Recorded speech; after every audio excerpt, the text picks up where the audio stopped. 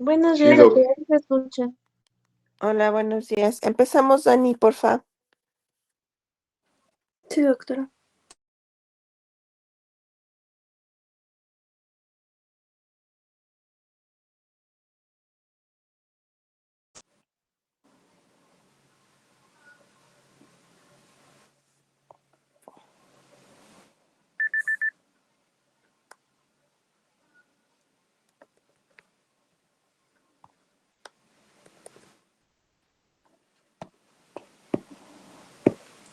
¿Ya pueden ver mi pantalla? Sí. Bueno, buenos días. Yo les voy a hablar acerca de los tumores de la pleura. Bueno, tumores pleurales. La pleura es una membrana serosa de doble capa delgada que va a recubrir los pulmones y la pared torácica. Estos tumores van a ser crecimientos anormales que se van a originar en esta membrana o que se van a diseminar hacia ella desde otras partes del cuerpo. Y estos tumores pueden ser benignos o malignos. Los tipos de tumores pleurales van a ser primarios y secundarios. Los primeros, como ya se los mencionaba, son los tumores que van a crecer en la pleura y los secundarios los que se van a diseminar hacia ella. En los tumores primarios tenemos lo que son los tumores mesoteliales, tumores mesenquimales y trastornos lifoproliferativos. Y cada uno tiene un subtipo. En este caso vamos a hablar del mesotelioma maligno, tumor fibroso solitario, el sarcoma sinovial pleural, el linfoma pleural primario y el linfoma asociado a piotórax.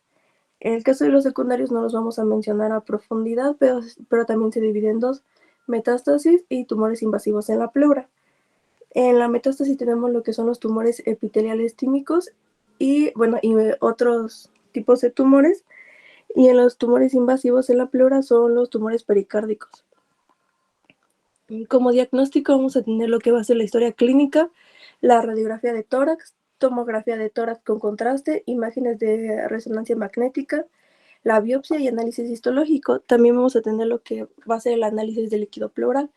En general este diagnóstico es para todos los tumores. Y el tratamiento también es general para todos los tumores y vamos a tener lo que es cirugía, que el objetivo de la cirugía va a ser extirpar todo el tumor y esto implica a veces quitar una parte de la pleura.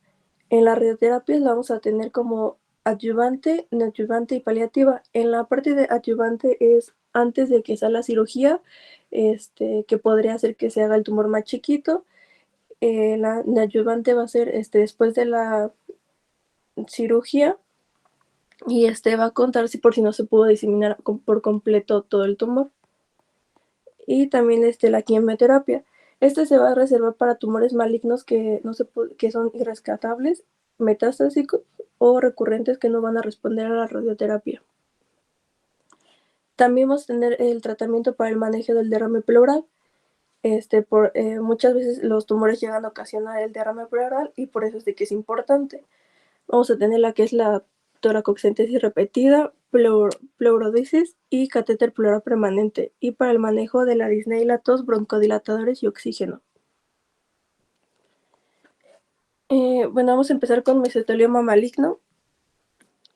Se está asociado principalmente al contacto con asbesto. El asbesto es un grupo de minerales fibrosos de origen natural que están conocidos por su calor y resistencia.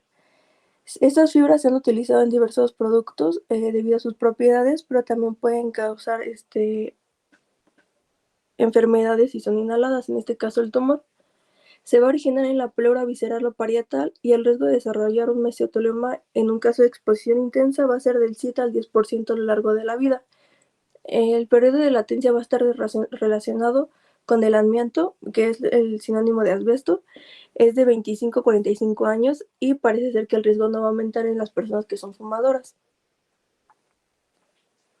Las fibras de amianto, una vez inhaladas, pueden alcanzar la pleura y van a desencadenar una serie de eventos que conducen a la transformación maligna de las células. Tenemos dos tipos de fibras de amianto. Esto es el crisótilo, que se va a considerar menos patogénico, y las anfíbolas, que son generalmente más fibrogénicas y carcinógenas, debido a su forma más recta y duradera en el tejido pulmonar. En las vías de exposición tenemos la que es ocupacional, que esta va a afectar directamente a los trabajadores que se encuentran en construcción, minería, industria automotriz, etc. O la paraocupacional. Esta exposición es indirecta, como los familiares de los trabajadores. La ambiental, que por vivir cerca de las minas van a estar expuestos a estas áreas de depósitos naturales.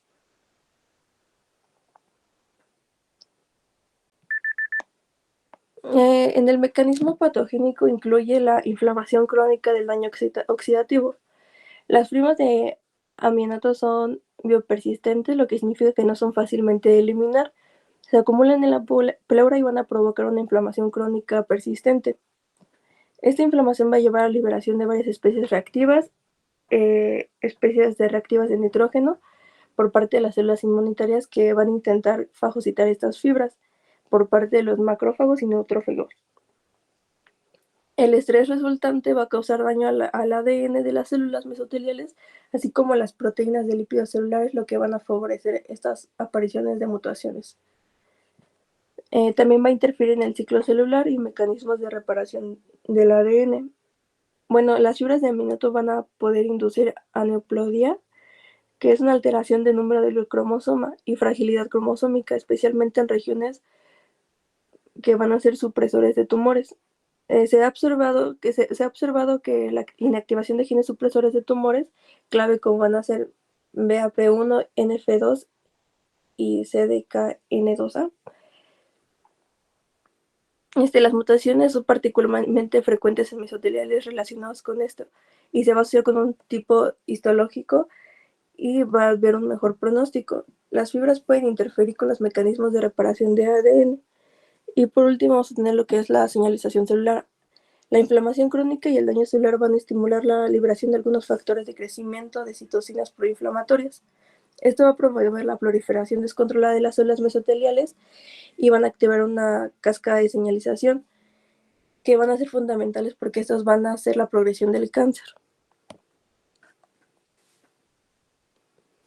Tenemos tres tipos de tejido en este tumor. Es epiteloide, que van a ser las células que aparecen normales, pero se van a disponer de un patrón tubo papilar con figuras mitóticas pocos comunes. También el sarcomatoide, son fusiformes, muy compactas, con presencia ocasional de elementos osteoides, condoroideas o musculares malignos, y el mixto o bifásico, que va a contener ambos componentes de los que se les acaba de mencionar. Sus manifestaciones clínicas van a ser más frecuentes en varones por el tipo de contagio. Suele presentarse en personas mayores de 50 años y el paciente va a presentar dolor torácico, y llega a ser difuso y sordo, y muchas veces va a irradiar al abdomen superior o al hombro. También va a presentar disnea, tos, sensación de pesadez o presión en el tórax. Y como síntomas sistémicos vamos a tener que el paciente va a tener pérdida de peso involuntaria, debilidad, anorexia, fiebre de origen desconocido y sudoración nocturna. Y bueno, en esta imagen se puede ver cómo se ve el tumor en esta mujer. Se ve en esta parte de aquí. Y la imagen que está al lado es una persona que ya recibió la quimioterapia paliativa y se encuentra en un mejor pronóstico. Esta es una tomografía y precisamente donde señala la flechita es donde se puede ver el tumor.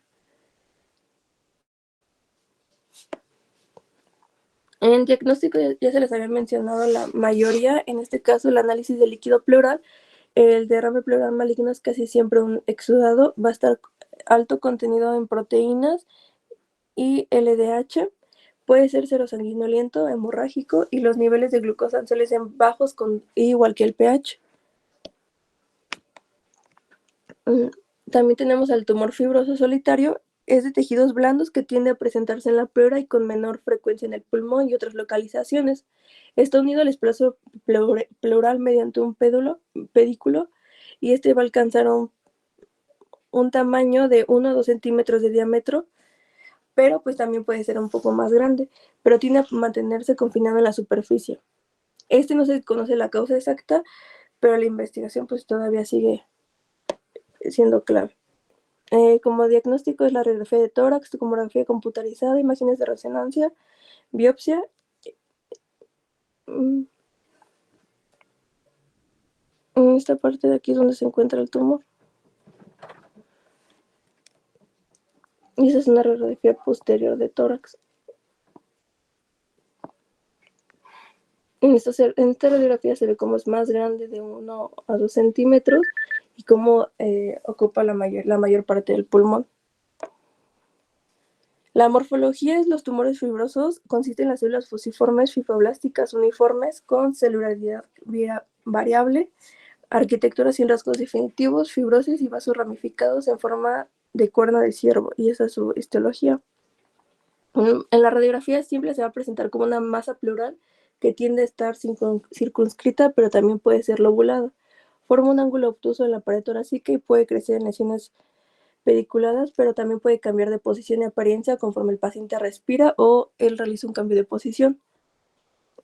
En la imagen de resonancia magnética, sus características de la señal tienden a ser: T1 se considera una señal baja intermedia, T2 señal típicamente va en general, y las áreas de necrosis y degeneración pueden tener una señal alta, y T1C, en general el aumento de la vascularización provoca un intenso realce después de la administración intravenosa.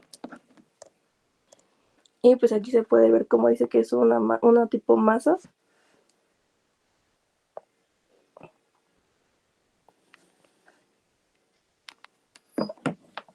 Y en la parte de acá es un corte coronal, y pues podemos ver el tamaño del tumor. Sus manifestaciones clínicas: normalmente los tumores son asintomáticos, pero conforme van creciendo van provocando los síntomas debido al tamaño de la masa que se genere y la compresión que haga en las estructuras que estén cercanas a él. Va a haber dolor torácico, igualmente es un dolor sordo constante que va a empeorar la respiración, disnea, tos seca y persistente, sensación de presión o pesadez en el pecho, y en ocasiones acropaquia. Los tumores fibrosos solitarios pueden hacer metástasis. El orden en el que normalmente lo hacen es la pleura, la pared torácica o abdominal, el pulmón, el peritoneo o el hígado. Y pues en el cerebro los huesos llegan a ser poco frecuentes.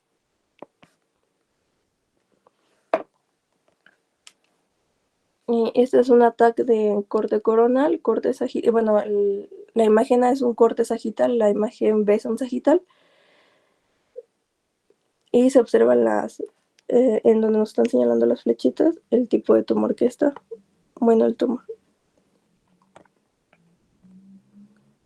Y después vamos a hablar acerca del sarcoma sinovial y pleural. Es un tipo de cáncer raro y agresivo que se va a originar en los tejidos blandos de la pleura. A pesar de que lleva el nombre sinovial, el sarcoma puede aparecer en casi cualquier parte del cuerpo, siendo las extremidades los lugares más comunes. Las características histológicas pueden confundirse con las del mesotelioma maligno y otros tumores de células fusiformes. Va a provocar disnea, dolor torácico, tos. En algunos casos llega a provocar hemoptisis, derrame pleural. Y pues incluso se ve un poquito más pequeño en esta tomografía computarizada.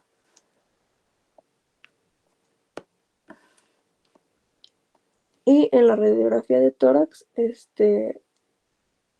pues, se ve en esta parte de aquí.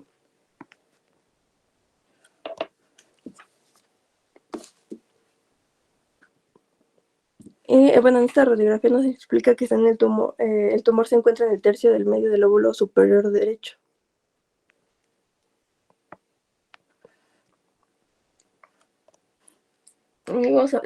Después el linfoma pleural primario surge en la pleura, lo que lo hace diferencia de los linfomas que se van a diseminar a la pleura desde otras partes del cuerpo. El tipo histológico predomina el linfoma de células B grandes asociados a piotórax crónico o linfoma primario de fusiones. Se ve que puede ser causado por infecciones por el virus de Epstein-Barr, especialmente en casos de linfoma asociado a piotórax o piotórax crónico debido a infecciones prolongadas como la tuberculosis. También vamos a tener que se encuentra el virus del herpes humano en el caso del linfoma primario de fusiones, y es un factor casual importante que especialmente va a predominar en los pacientes con VIH-Sida. Como etiología tenemos que se ha descrito el contexto de inflamación crónica o en pacientes inmunocomprometidos. También llega a estar asociado con pacientes a la tuberculosis y existen reportes de casos primarios en pacientes inmunocomprometidos que no han tenido, bueno, o que han tenido enfermedades autoinmunes como síndrome York y artritis reumatoide.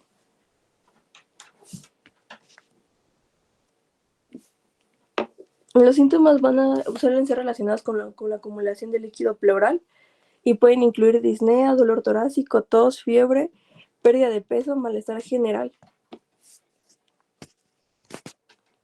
Y el linfoma asociado al biotórax es un linfoma no Hodgkin de fenotipo exclusivamente de células B, como la que se desarrolla en la cavidad pleural en la mayoría de los pacientes después de tener un biotórax o empiema de larga duración o evolución. La mayoría de los casos se ha documentado en pacientes que tuvieron un biotórax que duró al menos 20 años y fue como lo desencadenó. Se cree que la inflamación prolongada junto con la infección por el virus del Epstein-Barr va a desempeñar un papel crucial en la transformación de las células B en malignas. Los síntomas de este tumor van a confundirse con las de la afectación pleural y los más comunes incluyen tos, dolor torácico, fiebre, masa palpable en la pared torácica, dificultad para respirar, tos, pérdida de peso y pérdida en general. La tomografía puede verse como una masa de tejido blando, lenticular o en forma media que tiene una forma de luna, que se extiende a ambos lados de la pleura engrosada en el margen de una cavidad y tiene tendencia a invadir las estructuras subyacentes.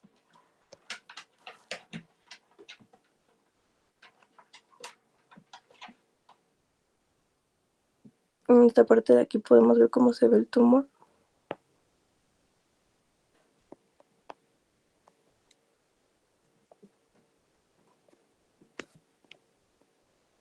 Y pues eso sería todo de mi parte.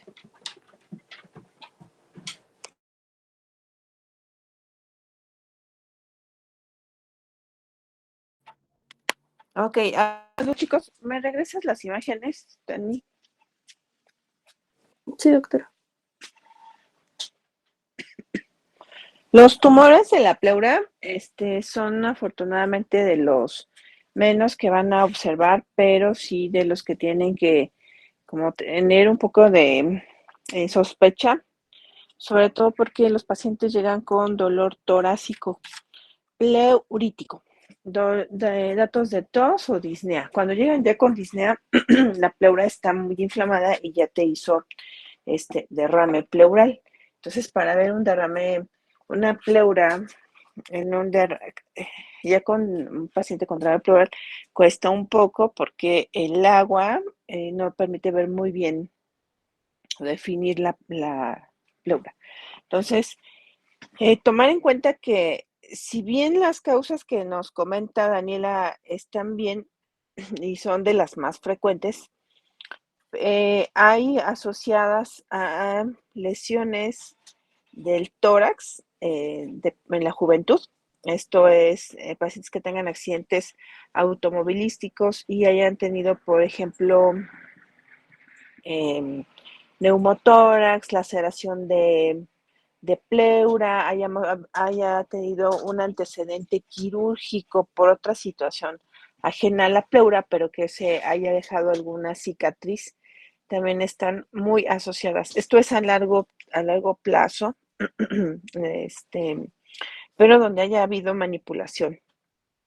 Grandes empiemas o abscesos que habría que drenarlos y se manipula la pleura, también tenemos que tener como antecedente el que pueda desarrollar alguna lesión tumoral. Entonces, fíjense bien en esta imagen de solo una placa de tórax.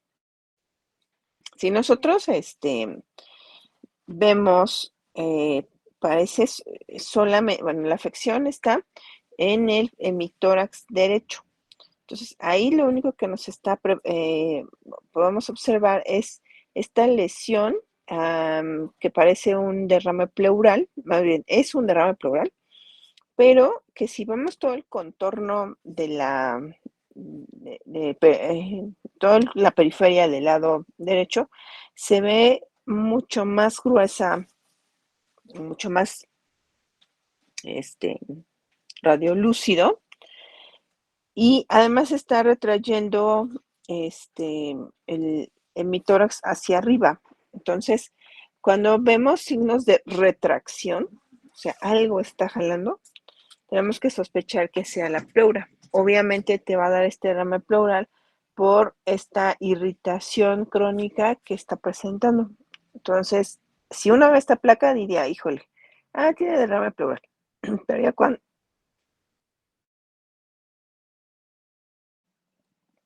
cuando estamos viendo bien esta retracción, se jala el hemitórax, entonces es momento de sospechar que el problema esté en la pleura. Ahora, ¿me pones la otra? Bueno,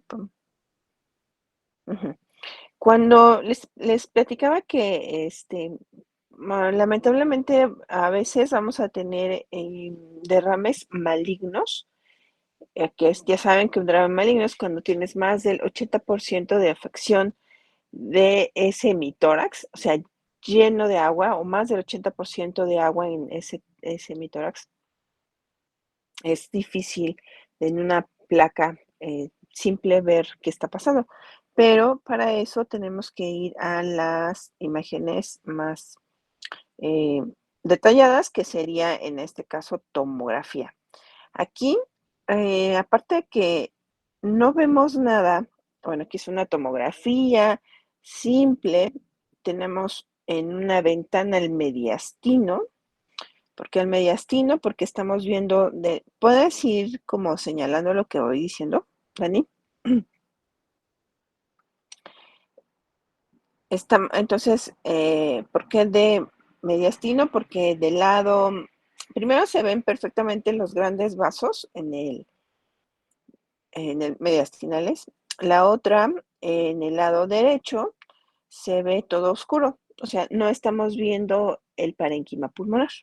Entonces, esta ventana hacia mediastino nos permite visualizar las imágenes sólidas. Y aparte de lo sólido, pues lo líquido, que en este caso estamos viendo del lado izquierdo, toda esa cosa gris que parece un hígado, es agua. Y donde está la no chaparra, esa es la pleura, la afección. Lo gris del lado izquierdo, lo más grande que ven, o sea, como bola gris, es el derrame pleural. Está retrayendo, o sea, empujando, no del otro lado. ¿Los demás me están entendiendo lo que estoy diciendo? Sí, Doc, se refiere a la que tenemos del lado derecho, bueno, De tu desde la imagen. pantalla, ¿no? Ajá. Ajá. Pero tienen que acostumbrarse, porque si luego cuesta, a saber cuál es derecho y cuál es izquierdo ya en el paciente. Dani, lo que diga, piénsalo al revés. Acuérdate que el lado derecho va a ser del paciente, es tu lado izquierdo en la pantalla y al revés. Bueno, entonces ya que vimos esta retracción, eh, justo lo que está marcando la flechota, esa es la pleura, pero ella les dijo, puede tener una afección en pleura parietal o visceral. Entonces, efectivamente, la otra es que si pudieran seguir todo el contorno de este gran derrame pleural, en la parte anterior, justo donde está el hueso del esternón, si lo logran visualizar, Sí, está abajo y se ve la pleura gruesa. Si van todo el contorno, se ve algo más gris, tenue, pero esa es la pleura. Entonces váyanse todo el contorno. Para eso, pues para ver esta imagen necesitamos mejorarla con una calidad de estudio pues mucho más potente. En este caso sería la tomografía. Y después vamos a ver el hemitórax contralateral de otro paciente, donde se ve perfectamente bien. Esta sí tiene contraste, otra vez.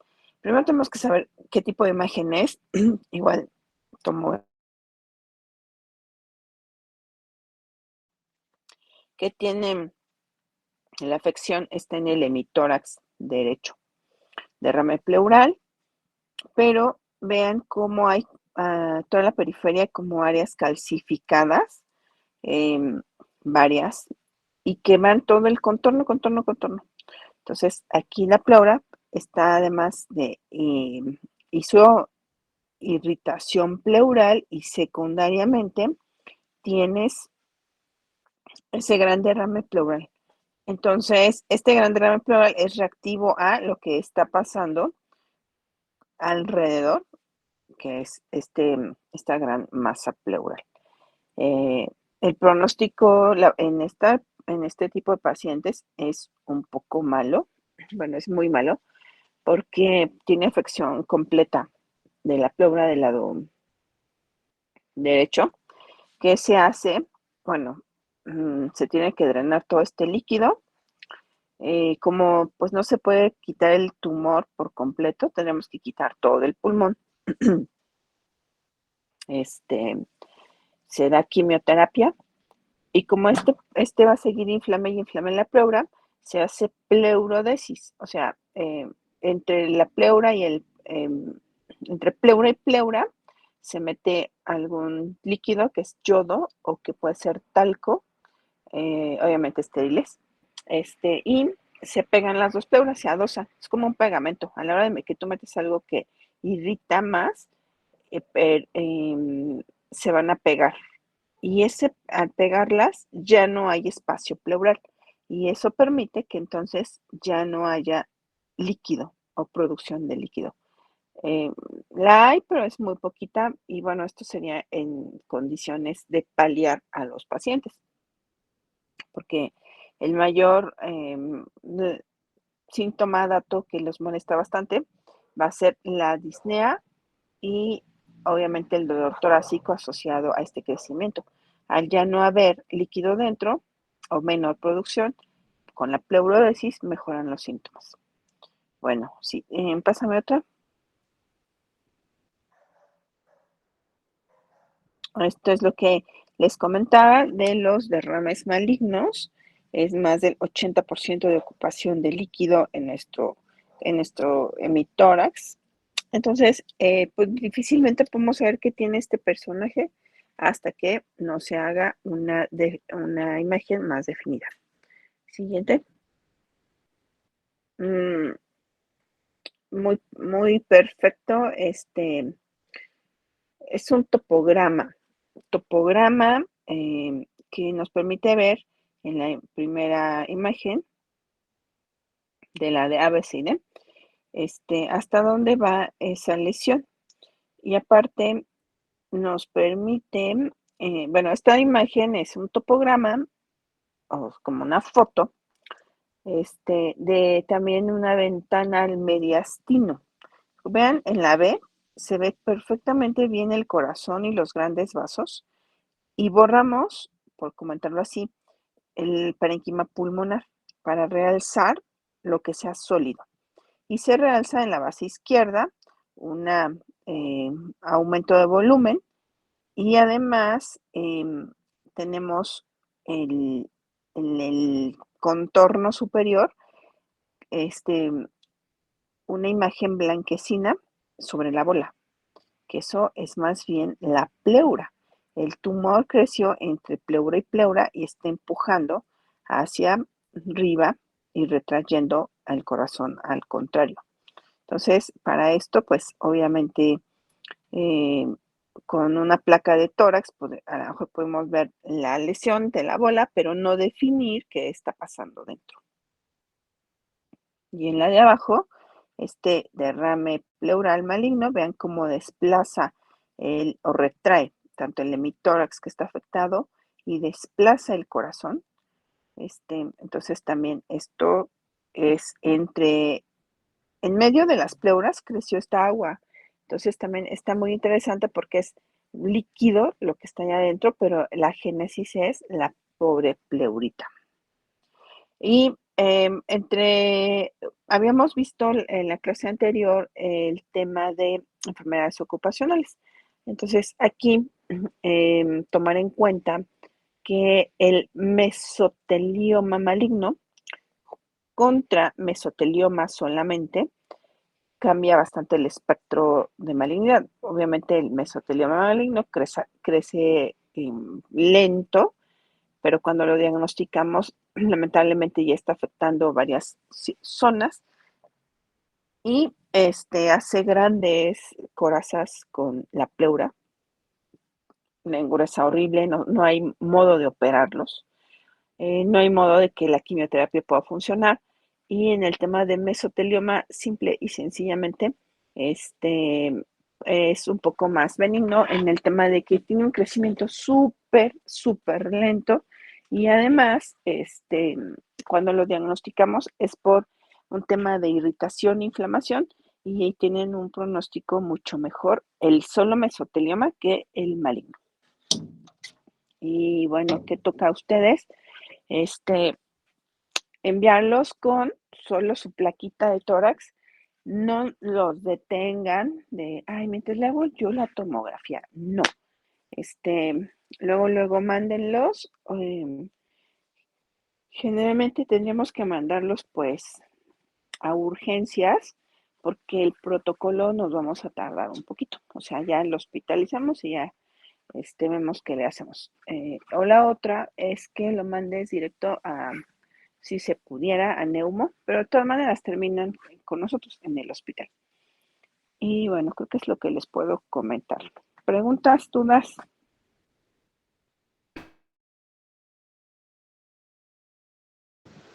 ¿Qué qué tantos casos le ha tocado ver de tumores de pleura? Muy pocos, afortunadamente. Fíjate que son más los secundarios a al, espérenme,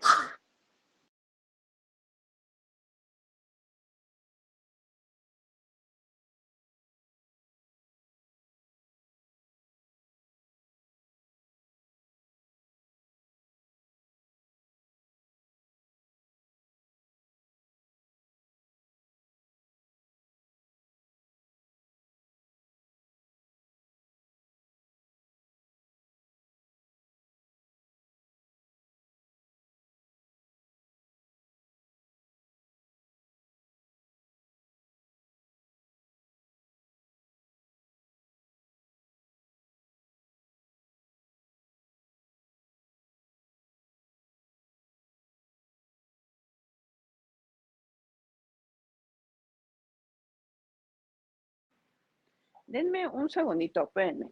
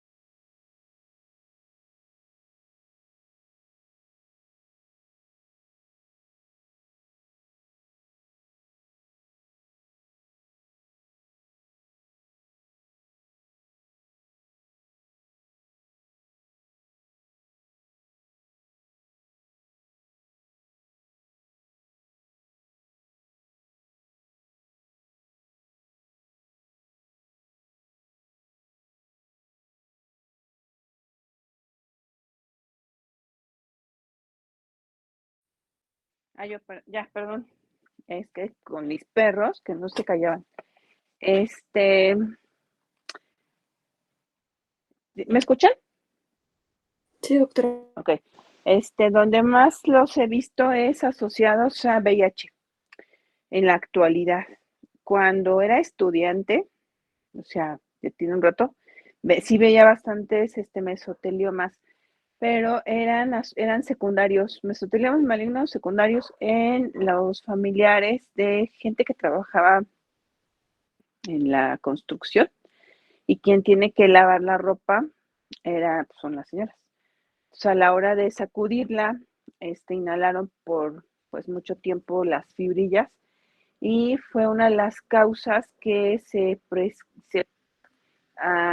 contraindicó ahora el uso en la construcción como tal de elementos que tengan asbesto y fibras que suelten el asbesto.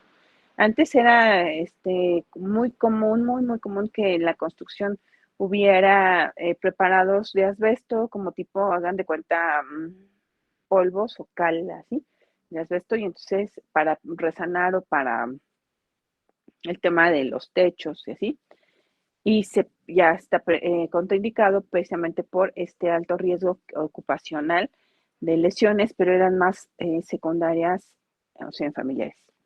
Entonces, afortunadamente es poco la prevalencia, pero cuando la encuentres, sí tienes que estar sospechando que existe la patología. Y la otra, que son algunas que son calcificaciones benignas, digo, se dice benigno porque no es un cáncer como tal, pero están asociadas a tuberculosis pleural. Entonces, pero no es un cáncer, no tiene un crecimiento aberrante, pero sí te da mucha lata porque haces grandes derrames pleurales. Entonces, aquí pues inclusive hay que ponerles un catéter multipropósito. Es un catéter que vas a tener ahí ya colocado bastante tiempo, te lo llevas a tu casa, tú mismo o tu familiar te ayuda a drenarlo cuando ya sientes que te falta el aire, con la finalidad de que esa gran derrame pleural pues no se forme. Entonces, eso sí hay bastantitos todavía y más que ser malignos, es esta situación de producción acelerada de líquido y derrame. No crecen, pero sí están irritando la pleura por mucho tiempo. Y eso es lo que puedo comentar. ¿Alguien más tiene alguna duda, pregunta, sugerencia, algún chisme? El clima, ¿cómo van de los que mataron de Clara Brugada? ¿Algo? No, que está cerrado el metro. Yo, ¿Está cerrado? ¿Qué metro? no, la línea amarilla. Y bueno, las del aeropuerto, no sé por qué, pero por algo. Y vivo por aquí, bueno. Este, entonces, hagan ojo clínico, escuincles. Eso les va a ayudar un buen porque mm, el punto es, ojo clínico es, yo me acuerdo que vi en la clase y tiene este derrame pleural grandote y además, yo veo rara la placa desde el contorno. No, o sea, de verdad. Eh, la parte médica, dirían los pacientes feos, es que el doctor le atinó. Es que yo voy con ese doctor porque es muy atinado. ¿Ustedes creen que el doctor le atine? No, el doctor hizo colmillo, hizo callo clínico, de tal manera que ustedes tienen que saber hacer ese ser bastante clínicos, bastante correlacionar lo que pasa en su vida diaria, los factores a los que está expuesto diariamente, directa o indirectamente, para poder sacar los diagnósticos. Claro, sí puede haber el 0.8% de los casos en los que el paciente no tiene exposición a nada y es un angelita, y puede desarrollar un tumor de pleura, pero es muy bajo el porcentaje. Bueno, niñas, dudas, preguntas. Ahora fueron muy No, poquitos, doctora. ya fue mucha vacacionadera. Ahora sí, regresamos al rato, yo muy feliz esperando su examen de neuro en mi manita. Es para entregar, ya les había dicho. Y si no hay dudas, preguntas, quejas, chismecillos o algo, entonces los veo al rato a las 2 en el aula para empezar con neuro primero. Sí, doctora. Gracias, Bueno, chicas, chicos. Hasta Hasta el rato. luego, doctora. Hasta luego, Gracias, doctora. Doc. A ustedes, gracias. Bye.